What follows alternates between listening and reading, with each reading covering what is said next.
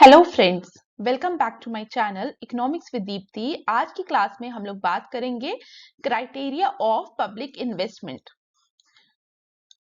देखिए, जो लोग असिस्टेंट डायरेक्टर के लिए प्रिपेयर कर रहे हैं और साथ ही उनका जो ऑप्शनल है दैट इज इकोनॉमिक्स पेपर 2, उनके लिए अगर आप लोगों ने सिलेबस देखा होगा तो यहाँ पे दिया हुआ है investment criteria and choice of techniques cost benefit analysis. तो यहाँ पे हम लोग बात करने वाले हैं इन्वेस्टमेंट क्राइटेरिया की, और पर्टिकुलरली जो हमारा इन्वेस्टमेंट क्राइटेरिया है यहाँ पे हम पब्लिक इन्वेस्टमेंट के लिए इन्वेस्टमेंट क्राइटेरिया की बात करेंगे। ये आपका टॉपिक बनेगा पब्लिक फाइनेंस से।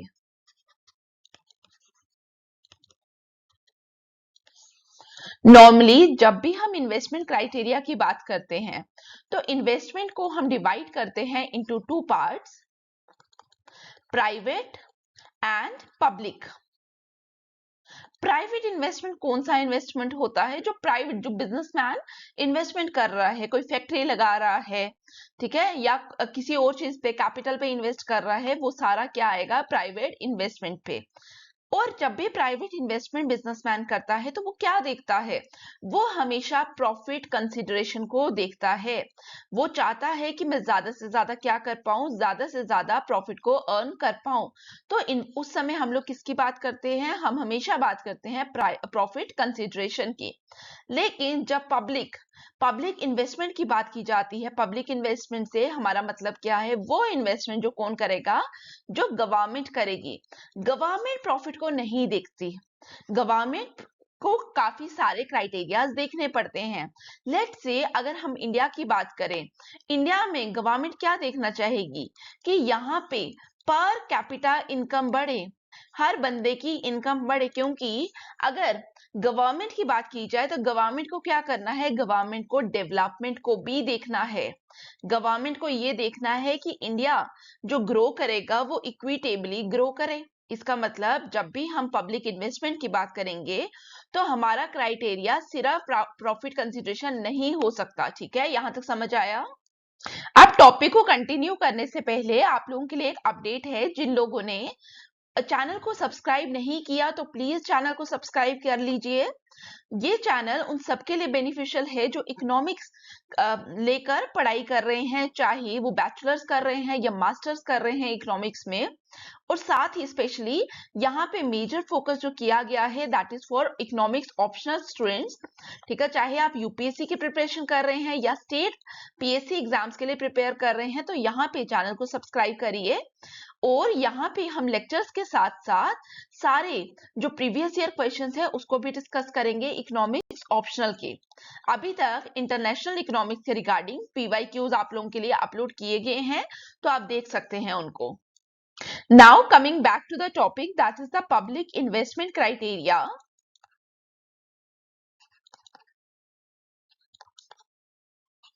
सबसे पहले हम बात करेंगे पब्लिक इन्वेस्टमेंट की। अभी तक आप लोगों को समझ आ जाना चाहिए, जब भी हम पब्लिक इन्वेस्टमेंट की बात करेंगे ये क्या है? ये वो इन्वेस्टमेंट है जो कौन करेगा? जो गवर्नमेंट करेगी। गवर्नमेंट जो भी इन्वेस्टमेंट करती है that is known as public investment. अब गवर्नमेंट इन्वेस्टमेंट करती कैसे है? गवर्नमेंट यूज करती है टैक्स पेयर का पैसा। गवर्नमेंट टैक्स पेयर के पैसे के अलावा गवर्नमेंट क्या करती है? बोरो करती है। कुछ पैसा फी से आ रहा होता है और कुछ पैसा अदर सोर्सेज से भी गवर्नमेंट के पास आता है। अब जब गवर्नमेंट ने देखा कि टैक्स पेयर से पैसा आ रहा है, बोरोइंग से पैसा आ रहा है, ग्रांट से पैसा आ रहा है, पब्लिक सेक्टर एंटरप्राइजेस से पैसा आ रहा है, तो इस सारे पैसे में से गवर्नमेंट को क्या करना है? गवर्नमेंट को इन्वेस्टमेंट करना है। तो जब गवर्नमेंट इन्वेस्ट करने के बारे में सोच रही होती है तो गवर्नमेंट देखती है कि मुझे किस सेक्टर पे इन्वेस्ट करना है। लेट्स से गवर्नमेंट के पास बहुत सारे ऑप्शंस है। अगर हम बात करें एजुकेशन की, हेल्थ की, इंफ्रास्ट्रक्चर प्रोजेक्ट्स के ऊपर एंड सो ऑन, अब गवर्नमेंट को डिसाइड करना है कि मेरे पास जो पैसा है मुझे इनमें से किस सेक्टर के ऊपर लगाना है। तो गवर्नमेंट जब यहाँ पे चूज कर रही है कि मुझे कहाँ पे पैसा इन्वेस्टमेंट करना है, तो यहीं पे हम बात करते हैं पब्लिक इन्वेस्टमेंट क्राइटेरिया की, कि क्या क्राइटेरिया होगा जिसके बेसिस पे गवर्नमेंट डिसाइड करेगी कि गवर्नमेंट को कहाँ पे इन्वेस्ट करना है। क्योंकि आप लोगों को पता है कि revenue is less than expenditure. अब हमने यहाँ पे बोरोइंग लिखा, लेकिन बोरोइंग का मतलब ये तो नहीं है कि गवर्नमेंट अनलिमिटेड बोरोइंग की तरफ जाएगी। बोरोइंग भी अगर गवर्नमेंट करेगी तो बोरोइंग भी एक लिमिट पे की जाती है, ठीक है, क्योंकि उसके लिए भी गवर्नमेंट के पास एक लॉ है, ठीक है, FRBM एक्ट। गवर्नमेंट जब भी बोरोइंग करती है तो उसको क्या करना होता है, उसके लिए एक फिजिकल रिस्पॉन्सिबिलिटी होती है। हम इतनी डिटेल पे तो नहीं जाएंगे अभी के लिए।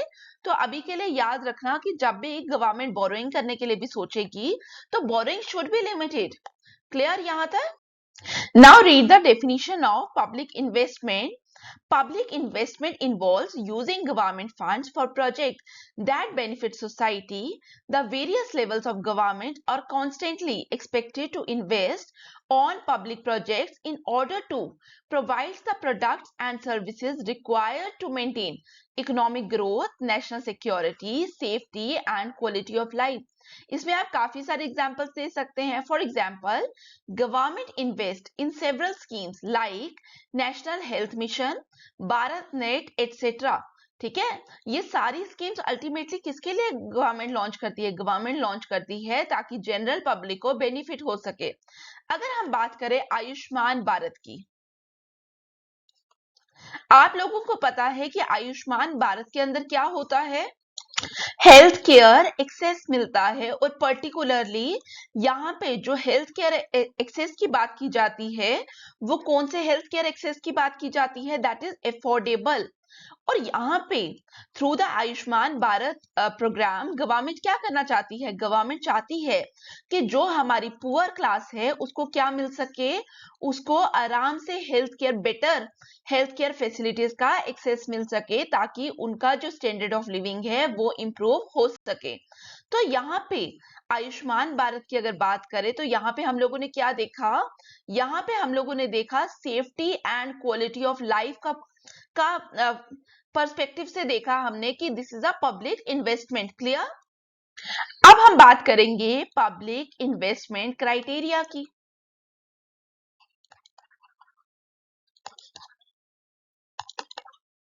अब आप गवर्नमेंट की अगर जगह बैठे होंगे तो आपको डिसाइड करना है कि आपको किस प्रोजेक्ट के ऊपर इन्वेस्ट करना है। तो सबसे पहले आप क्या देखेंगे? आप हमेशा देखेंगे इकोनॉमिक एफिशिएंसी। इसका मतलब क्या है कि जब भी गवर्नमेंट को इन्वेस्ट करना होता है तो गवर्नमेंट उन प्रोजेक्ट्स पे इन्वेस्ट करेगी जहां से रिटर्न क्या मिलेगा? मैक्सिमम मिलेगा। रिटर्न क्या मिलेगा? मैक्सिमम मिलेगा। क्योंकि अभी हम लोगों ने देखा प्रोजेक्ट्स में हम लोगों को अगर डिसाइड करना है कि हमें किस प्रोजेक्ट के ऊपर इन्वेस्ट करना है तो हम लोगों के पास प्लेंटी ऑफ प्रोजेक्ट्स है, बट रेवेन्यू लिमिटेड है। तो हम लोगों को डिसाइड करना पड़ता है कि हमें किस प्रोजेक्ट के ऊपर इन्वेस्ट करना है। तो गवर्नमेंट यही करेगी कि किस, और गवर्नमेंट क्या करेगी? गवर्नमेंट उन प्रोजेक्ट के ऊपर पैसा पहले इन्वेस्ट करेगी जहां पे रिटर्न मैक्सिमाइज होगा।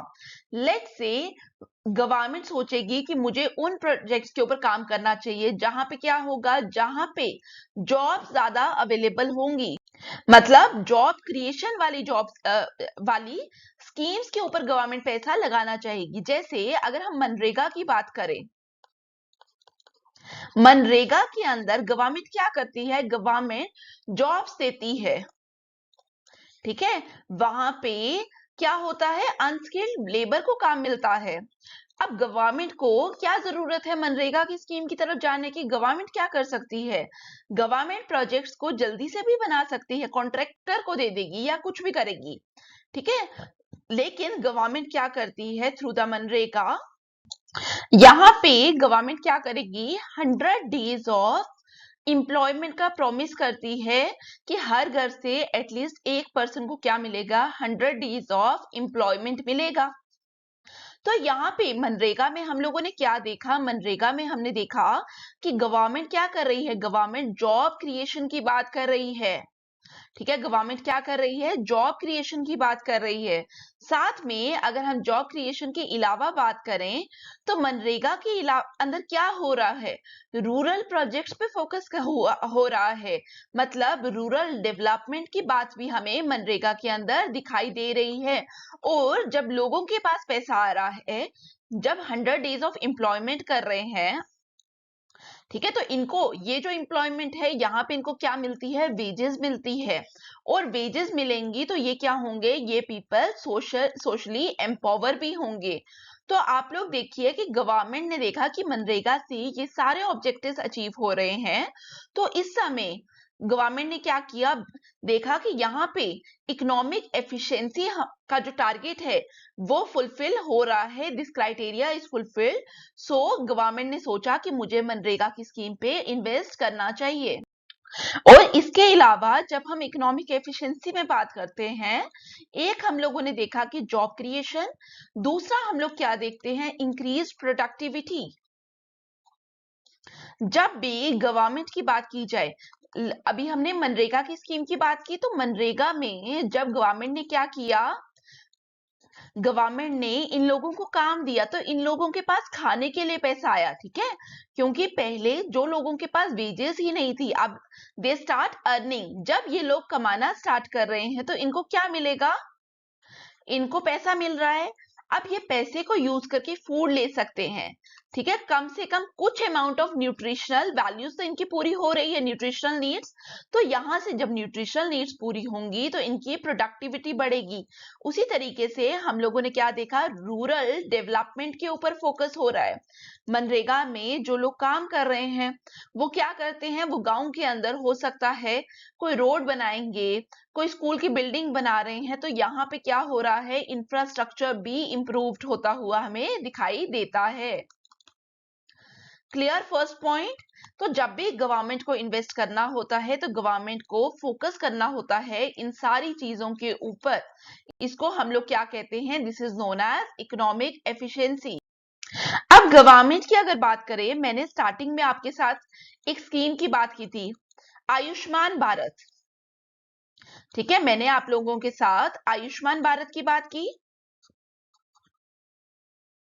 अगर हम आयुष्मान भारत की बात करें तो यहाँ पे गवर्नमेंट क्या चाहती है, गवर्नमेंट चाहती है कि किसका बेनिफिट हो पाए, पुअर पीपल का, ठीक है।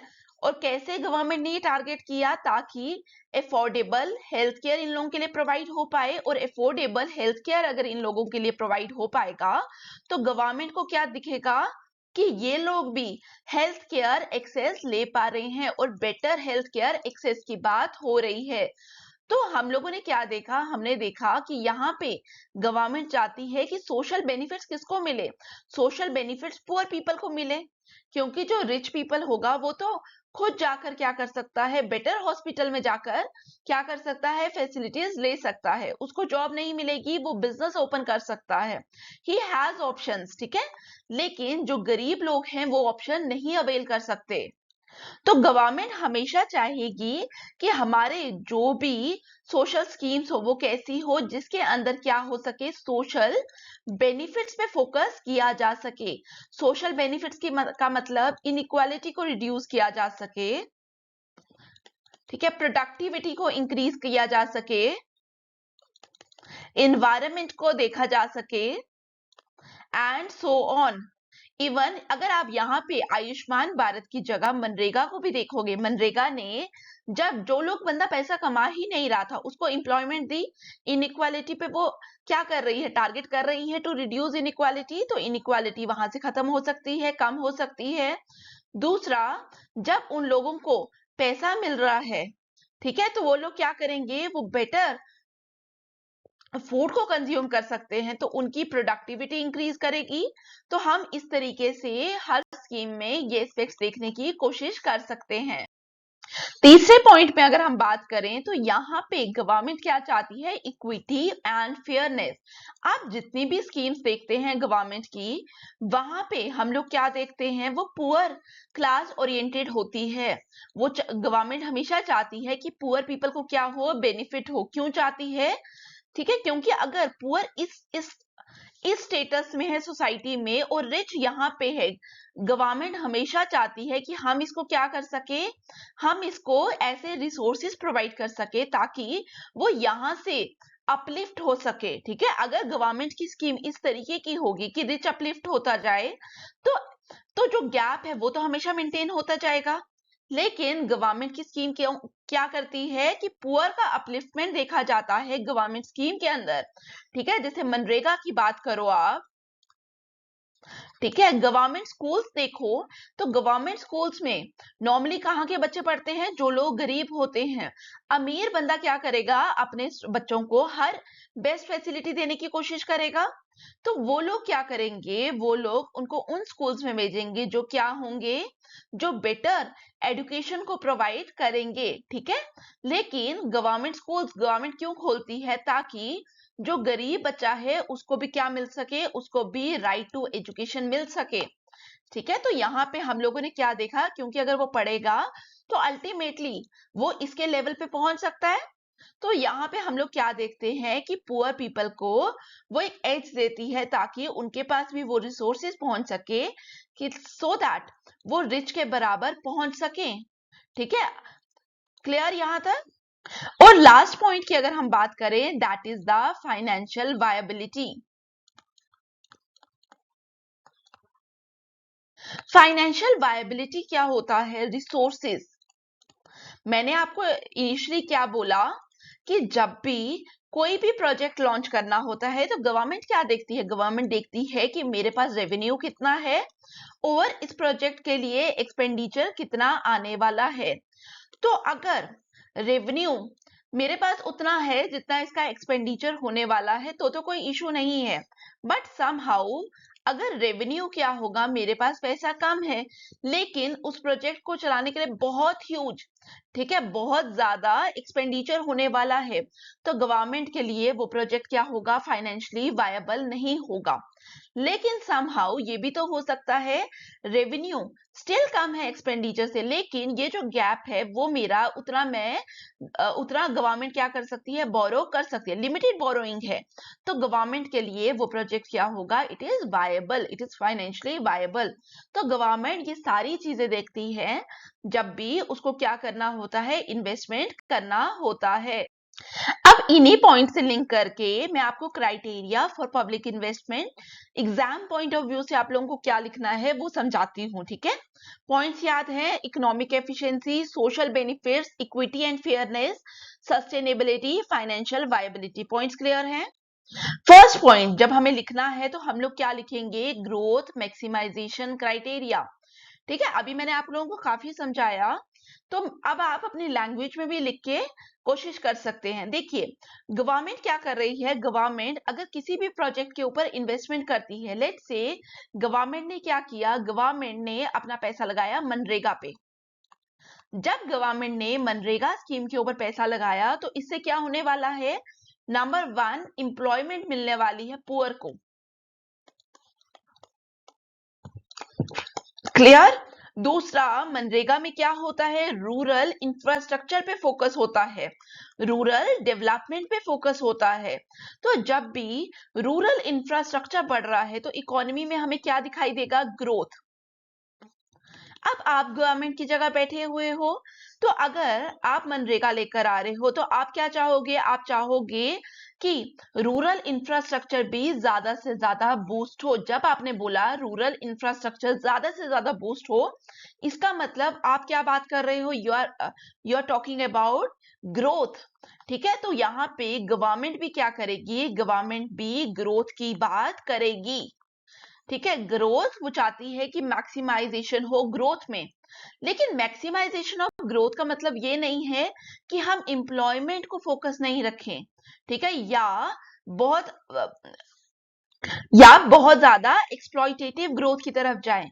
हमारा यहाँ पे गवर्नमेंट क्या चाहती है, गवर्नमेंट चाहती है कि रूरल इंफ्रास्ट्रक्चर तो हो, मतलब ग्रोथ तो बढ़े, ठीक है, लेकिन ग्रोथ के साथ साथ क्या रहे, हमारा जो ध्यान है वो हमेशा पुअर सेक्शन की तरफ जाए। जैसे मैंने यहाँ पे मनरेगा में हमने एम्प्लॉयमेंट की बात की, ठीक है। हमारा जो नेशनल हेल्थ मिशन है वहां पे हम लोग क्या बात करते हैं, वहां हम हेल्थ केयर एक्सेस की बात करते हैं, अफोर्डेबल हेल्थ केयर एक्सेस की बात करते हैं, ठीक है। तो यहाँ पे याद रखना रीडिस्ट्रीब्यूटिव इफेक्ट्स की बात की जाती है कि ग्रोथ तो होनी चाहिए, बट ग्रोथ के साथ हमें क्या दिखना चाहिए कि जो पुअर है उसका बेनिफिट हो पाए। और पुअर का बेनिफिट मैंने अभी आपको बताया था, जब हम इक्विटी की बात करते हैं, जब हम सोशल बेनिफिट्स की बात करते हैं, ठीक है। अब यहाँ पे एक पॉइंट आता है, that is the price level stability. अगर हम यहाँ पे बात करें,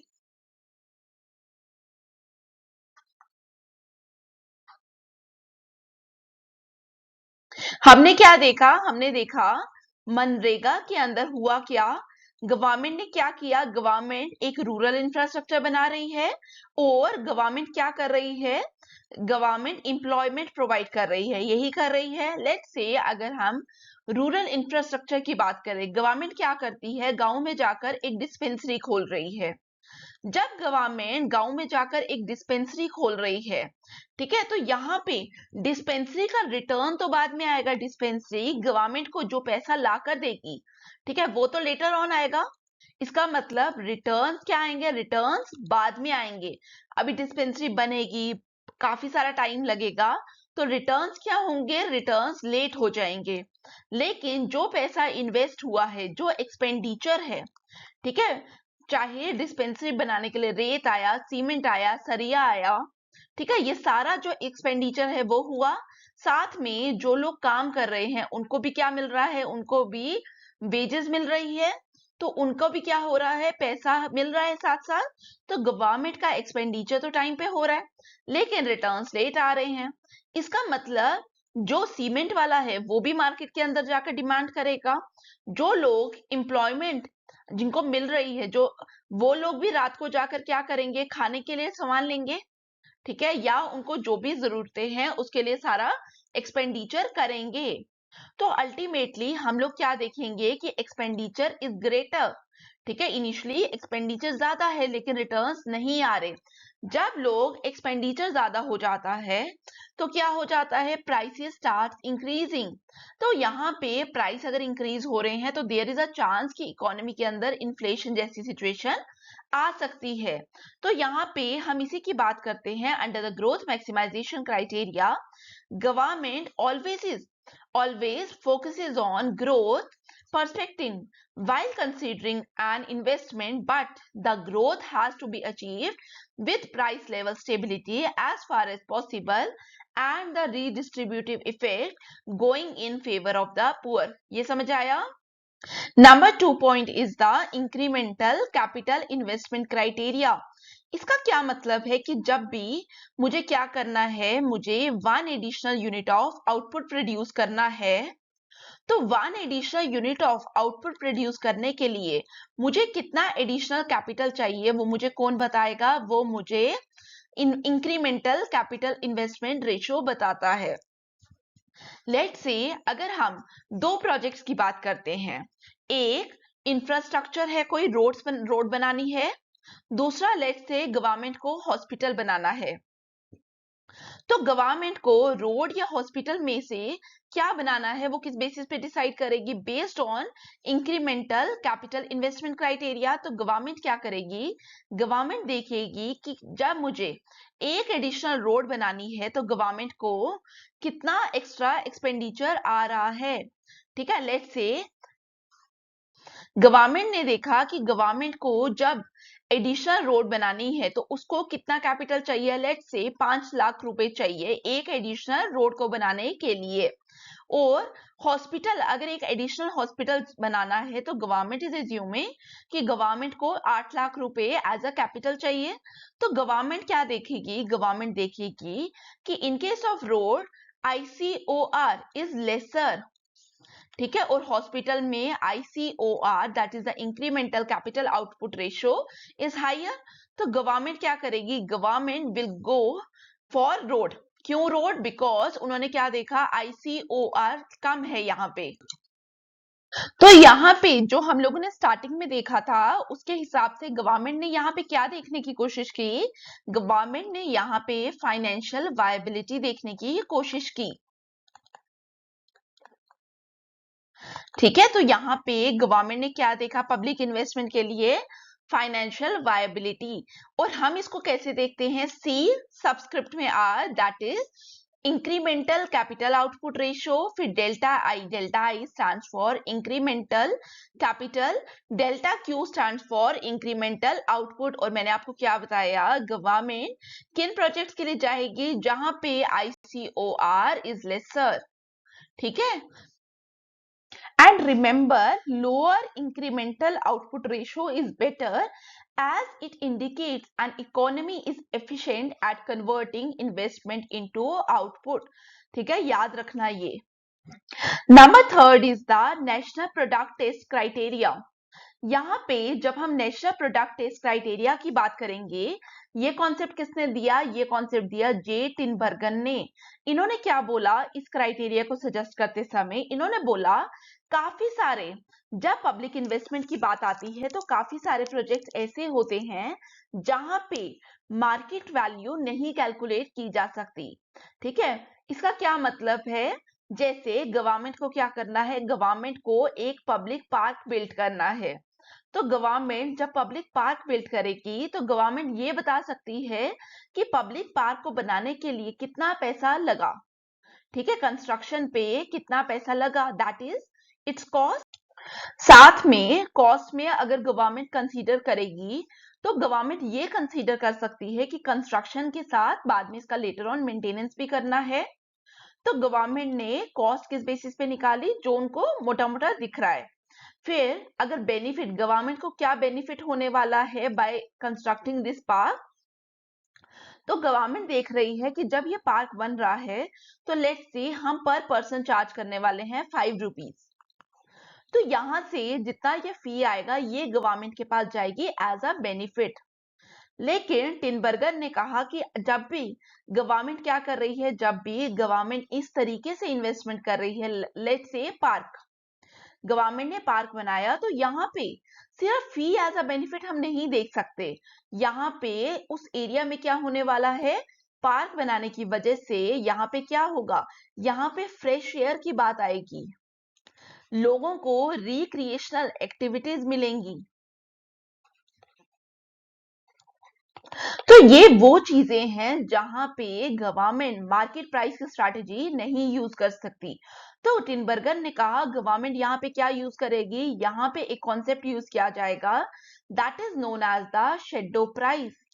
शेडो प्राइस क्या है, ये जो आपके एनालिस्ट होते हैं, इकोनॉमिस्ट होते हैं, ये क्या करते हैं, शेडो प्राइस को ऑन एन एवरेज एस्टिमेट करते हैं। Basically it is an estimated cost assigned to something that is not typically bought and sold in a market place. जैसे अगर हम फ्रेश एयर की बात करें, फ्रेश एयर को खरीदा नहीं जा सकता, बेचा नहीं जा सकता। ठीक है, it is like putting a price tag on an invisible good और सर्विस।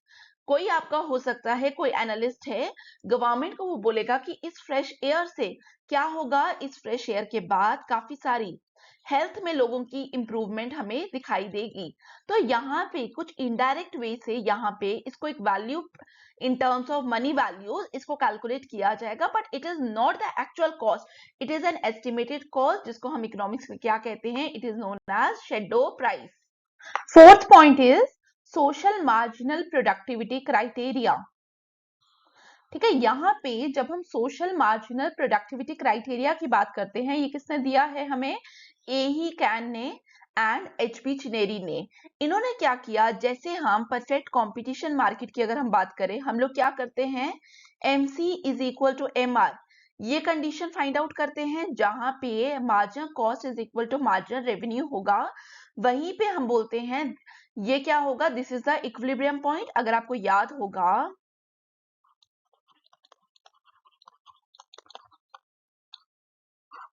हमारे पास ये कंडीशन थी जहां पे हमने बोला इक्विलिब्रियम कहां पे एस्टैब्लिश होता है, जहां पे एमसी और एमआर क्या होगा, बराबर होंगे, यही है। तो यहाँ पे चिनेरी और एई खान ने भी क्या बोला कि जब भी हमें पब्लिक इन्वेस्टमेंट के हिसाब से देखना होता है, तो पब्लिक इन्वेस्टमेंट वहां पे करना होता है जहां पे बेनिफिट क्या हो पाए, मैक्सिमम हो पाए।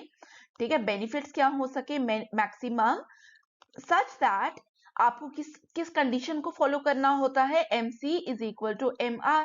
क्योंकि अगर कॉस्ट ज्यादा होती जाएगी, मार्जिनल कॉस्ट मतलब एडिशनल यूनिट को प्रोड्यूस करने के लिए आपको कॉस्ट ज्यादा पड़ेगी as compare to the revenue जो आपको एडिशनल यूनिट से मिल रहा है। तो ये आप लोगों के लिए एक बहुत बड़ा डाइवर्जेंस हो जाएगा इकोनॉमी में, हम लोगों को बेनिफिट की सिचुएशन में पहुंचना पड़ेगा। ठीक है, तो इन्होंने बोला कि हमें क्या करना पड़ेगा, the most efficient allocation of resources brings about equality between MC and price। ठीक है, प्राइस क्यों लिखा, क्योंकि आपको पता है MR is equal to AR is equal to price, which can be realized only under conditions of perfect competition। ठीक है, तो यहाँ पे this measurement of efficiency is essential in a developing economy because it provides a proper guide in the absence of equality between market value and market cost. Hence, there are wide differences between social value and social cost. The public projects are ranked according to social marginal productivity so that the available funds are utilized to bring into operation only those projects which are comparatively more beneficial to society, and the low ranked projects are eliminated। क्योंकि अगर यहाँ पे आप लोगों ने ध्यान दिया होगा, हमने क्या बोला, MC is equal to MR की जगह यहाँ पे हम लोग क्या बोल रहे हैं, हम बात कर रहे हैं प्राइस की।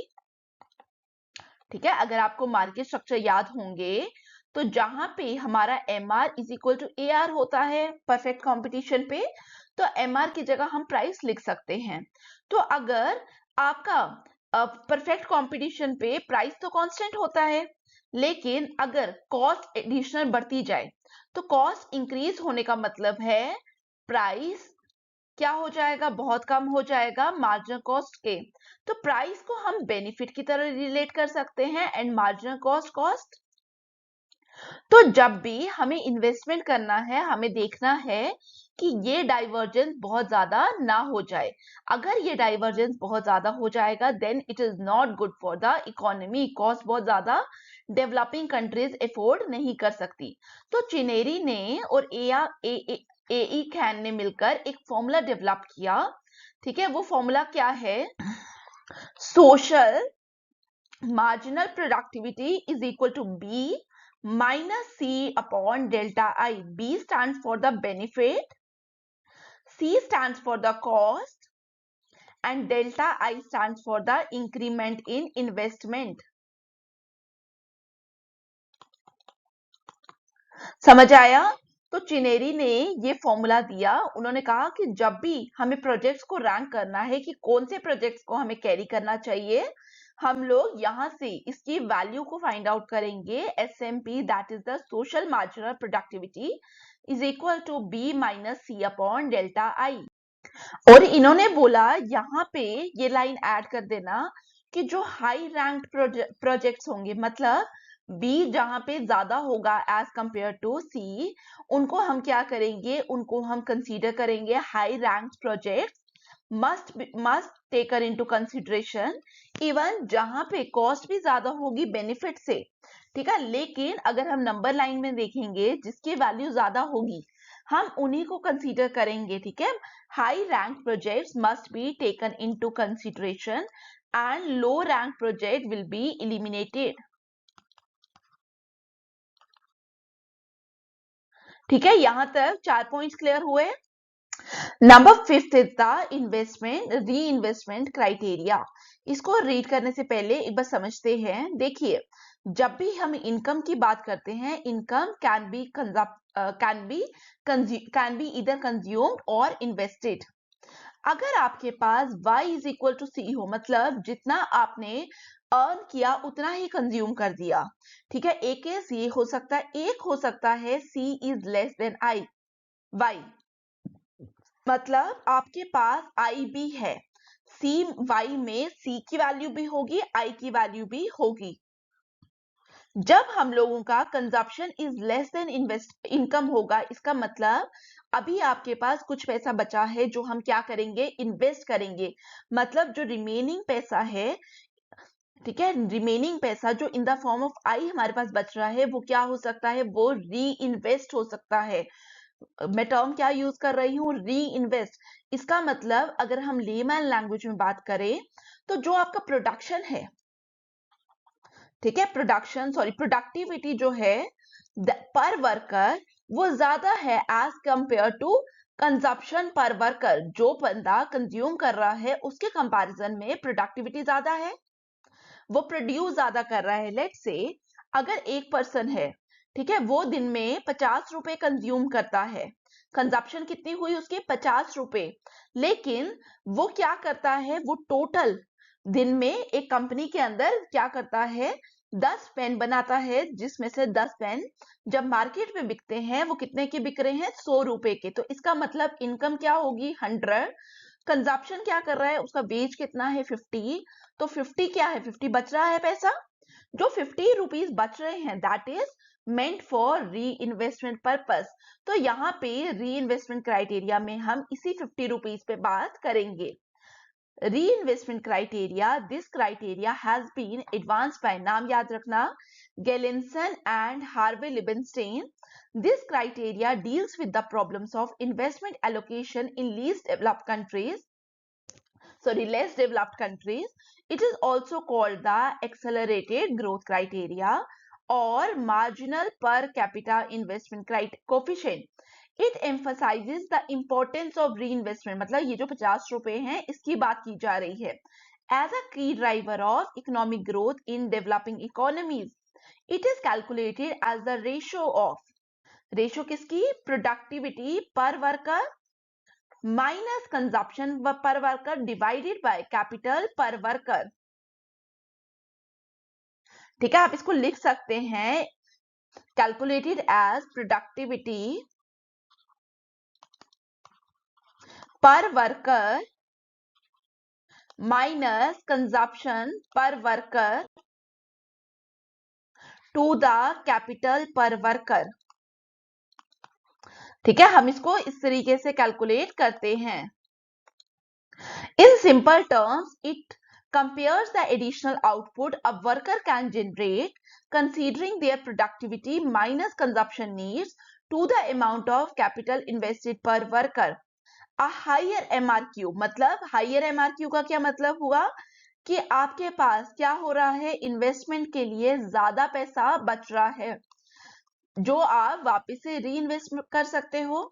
अगर आपके पास पैसा ज्यादा बच रहा है फॉर री इन्वेस्टमेंट पर्पसेस, इसका मतलब क्या हुआ, इसका मतलब हुआ कि अगर आपके पास जो पैसा ज्यादा है बिजनेस में डालने के लिए, वो आपको क्या ला के देने वाला है, वो आपके लिए ज्यादा ग्रोथ लाएगा, ज्यादा आउटपुट बढ़ाएगा।